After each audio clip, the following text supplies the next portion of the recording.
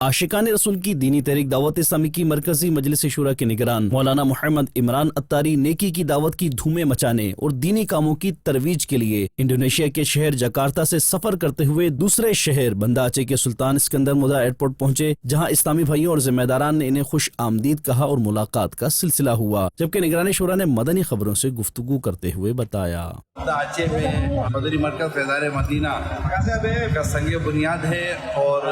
مزید بھی دعوت اسلامی کے دینی کاموں کے تعلق سے مصروفیت ہے۔ ایک افسوسناک خبر اب تک بھی پہنچی ہوگی، ترکیہ اور شام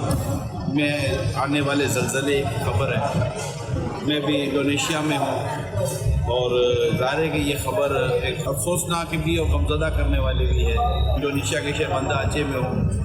تو یہاں پر آئیے ہم دعا بھی کرتے ہیں۔ اللہم صلی علی محمد وآلہ وصحبہ وبارک وسلم۔ یا اللہ یا رحمان یا رحیم، ہمارے ترکیہ اور ان کے شام میں جو زلزلہ آیا ہے اس میں جتنے بھی عاشقان رسول دنیا سے رخصت ہو گئے سب کی بے حساب مغفرت فرما، زخمیوں کو صحت عطا فرما، جو پریشان حال ہیں ان کی پریشانیاں دور فرما، جن کے جان مال میں اللہ نقصان ہوا ہے یا اللہ ان کو اس سے بہترین بدل عطا فرما، عافیت عطا فرما، سلامتی عطا فرما۔ یا رب کریم خیر اور اس سے خیر کا ہی سوال ہے، ہمیں خیر و عافیت ہمارا قدر کر دے۔ صلی اللہ علی طه